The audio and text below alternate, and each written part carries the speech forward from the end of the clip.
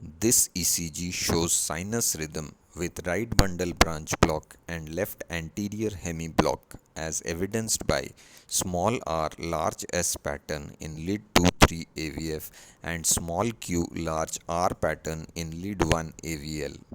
This combination is called bifascicular block because two fascicles, the right bundle branch and the left anterior fascicle of the left bundle branch, are involved. The other combination possible in bifascicular block is right bundle branch block with left posterior hemi block.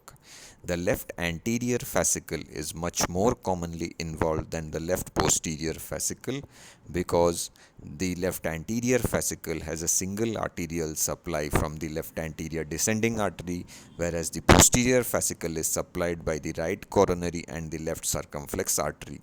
Moreover, the left anterior fascicle is subject to constant microtrauma as it lies close to the LV outflow tract.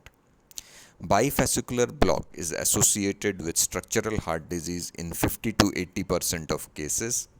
The importance lies in the risk of progression to complete AV block, which occurs in up to 1 to 4% per year in asymptomatic persons, but up to 17% per year in patients with a history of syncope.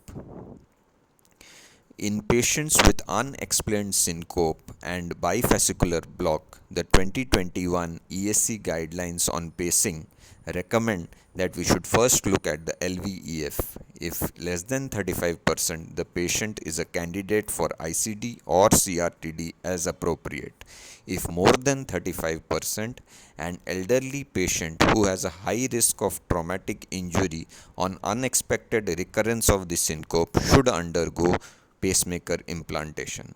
Others should undergo an EP study where a baseline HV interval of more than 70 milliseconds or a challenge with a high atrial rate or pharmacological challenge with ajmaline or flecainide induces a second degree or third degree intra or infrahesian block is an indication for pacing. If the EP study is negative, the patient should undergo an ILR or implantable loop recorder evaluation because 50% of patients with a negative EP study demonstrate intermittent or stable AV block on ILR evaluation. However, an asymptomatic patient with bifascicular block is a class 3 recommendation for pacemaker implantation.